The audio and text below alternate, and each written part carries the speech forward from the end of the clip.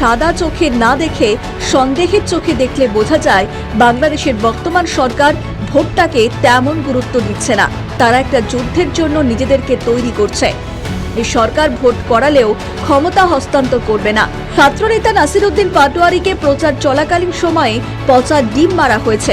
বাংলাদেশের মব সন্ত্রাস, বিচার বহির্ভূত গ্রেফতার, গণহারে আটকের মাধ্যমে প্রায় 1,52,000 মানুষ মিথ্যা রাজনৈতিক মামলায় কারাবন্দী।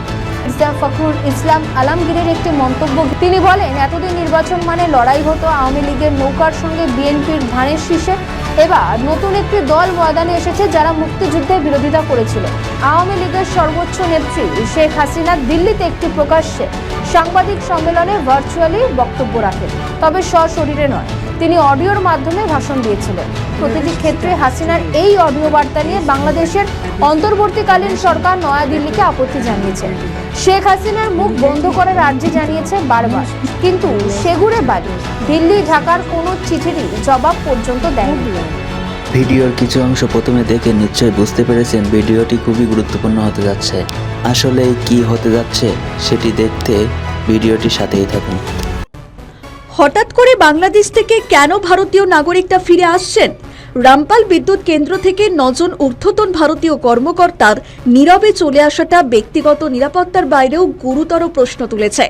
বাংলাদেশের নির্বাচনের আগে রাজনৈতিক অনিশ্চয়তা বাড়ার সঙ্গে সঙ্গে ভারতের নাগরিক, ভিসা কর্মী এবং প্রকল্প কর্মকর্তাদের নীরবে প্রত্যাহার গভীর কৌশলগত এবং কূটনৈতিক অবস্থার দিকে ইঙ্গিত করছে। এটি কি কেবল সতর্কতামূলক পদক্ষেপ, নাকি নয়াদিল্লির সূক্ষ্ম ভূ রাজনৈতিক সংকেত? ভারতের এই অপ্রত্যাশিত পদক্ষেপের পিছনে নিরাপত্তা, রাজনৈতিক এবং আঞ্চলিক প্রভাব এবং বাংলাদেশ ভারত সম্পর্কের মধ্যে কোন ধরনের প্রভাব পড়বে তা দেখে নেওয়া যাক। বাইরে থেকে সাদা চোখে দেখলে মনে হবে বাংলাদেশ আভ্যন্তরীণ কারণে উত্তপ্ত হচ্ছে।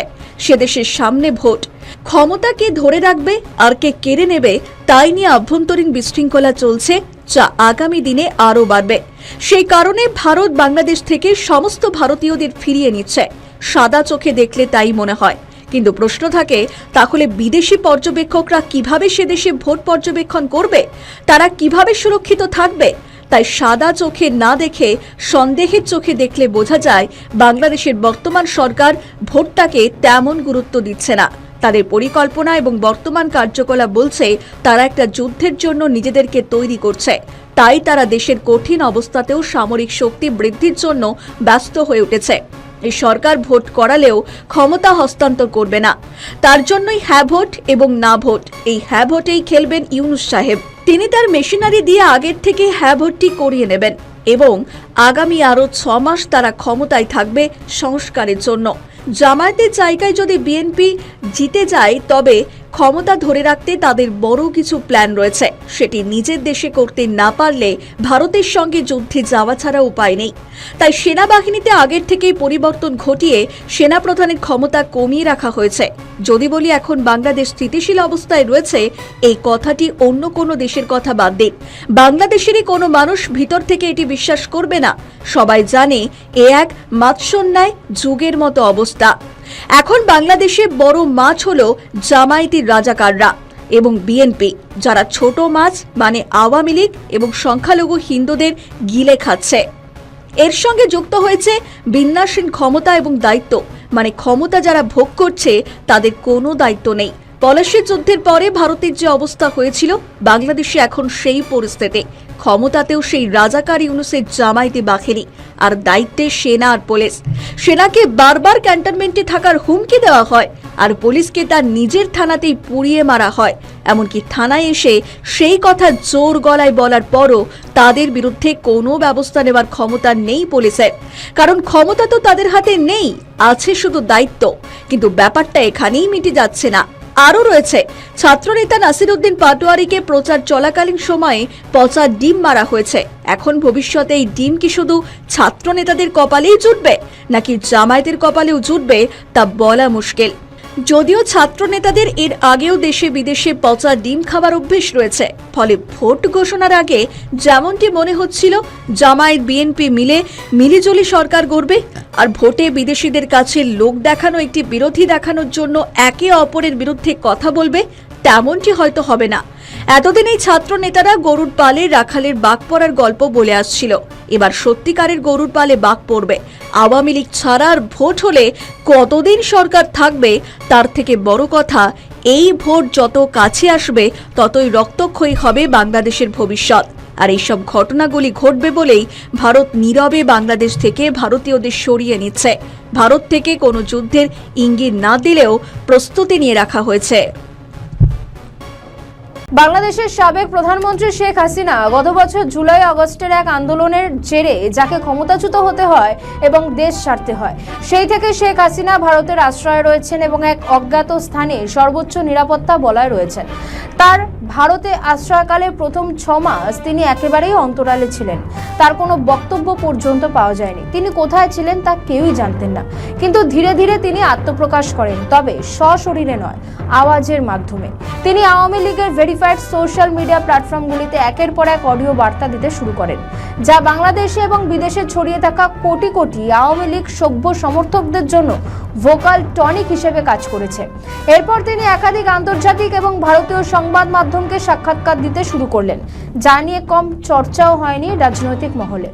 সবশেষে আওয়ামী লীগের সর্বোচ্চ নেত্রী শেখ হাসিনা দিল্লিতে একটি প্রকাশ্যে সাংবাদিক সম্মেলনে ভার্চুয়ালি বক্তব্য রাখেন, তবে সশরীরে নয়। তিনি অডিওর মাধ্যমে ভাষণ দিয়েছিলেন। মজার বিষয়, প্রতিটি ক্ষেত্রে হাসিনার এই অডিও বার্তা নিয়ে বাংলাদেশের অন্তর্বর্তীকালীন সরকার নয়াদিল্লিকে আপত্তি জানিয়েছে।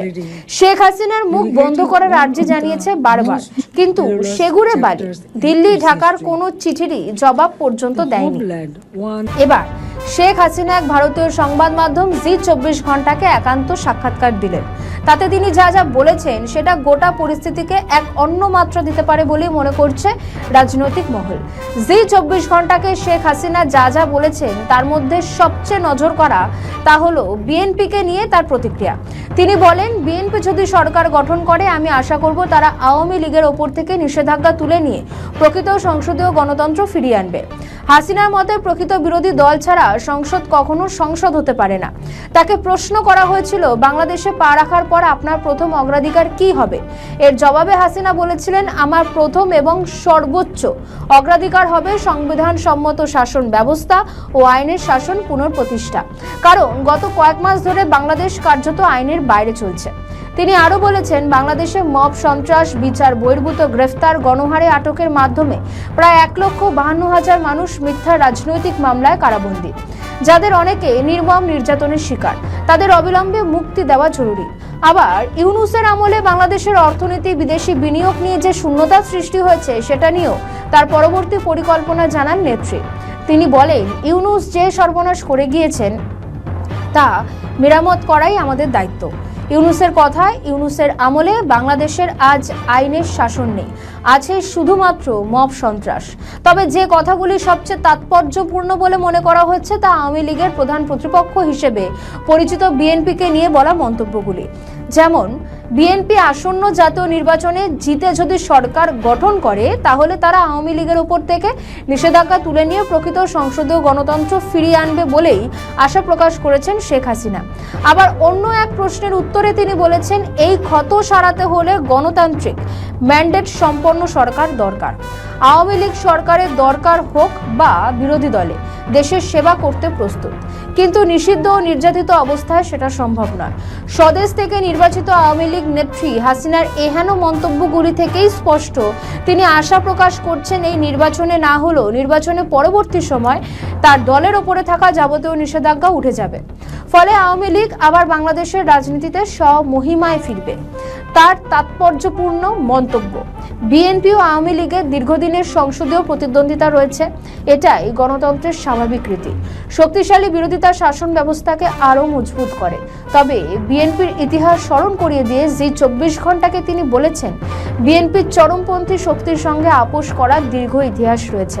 আওয়ামী লীগ সমর্থকদের ভয় দেখানো, হুমকি দেওয়ার অভিযোগ তুলে শেখ হাসিনা বলেছেন, আমি আশা করব তারা আওয়ামী লীগের ওপর থেকে নিষেধাজ্ঞা তুলে নিয়ে প্রকৃত সংসদীয় গণতন্ত্র ফিরিয়ে আনবে। প্রকৃত বিরোধী দল ছাড়া সংসদ কখনো সংসদ হতে পারে না। অর্থাৎ ভোটের আগেই একটার পর একটা আবেগিক তাস খেলছেন বাংলাদেশ থেকে কার্যত বিতাড়িত শেখ হাসিনা। অনেকেই মনে করছেন ভারতের কলকাঠিতেই তারেক রহমান দীর্ঘ 17 বছর পর বাংলাদেশে ফিরতে পেরেছেন সকল বাধা অতিক্রম কাটিয়ে। তাই এর মধ্যে কোনো একটা সেটিং তত্ত্ব রয়েছে। এই আবহেই সোমবার বিএনপির মহাসচিব মির্জা ফখরুল ইসলাম আলমগীরের একটি মন্তব্য ঘিরে বাংলাদেশের রাজনীতিতে শোরগোল শুরু হয়েছে। তিনি বলেন, এতদিন নির্বাচন মানে লড়াই হতো আওয়ামী লীগের নৌকার সঙ্গে বিএনপির ধানের শীষের। এবার নতুন একটি দল ময়দানে এসেছে যারা মুক্তিযুদ্ধের বিরোধিতা করেছিল। তার মন্তব্যের মূল সুর ছিল, জামায়াতের তুলনায় আওয়ামী লীগ ভালো ছিল। ফলে বোঝাই যাচ্ছে আসল খেলাটা ঠিক কোথায়, কেনই বা এত স্বাভাবিক রয়েছেন আওয়ামী লীগের নেতানেত্রীরা।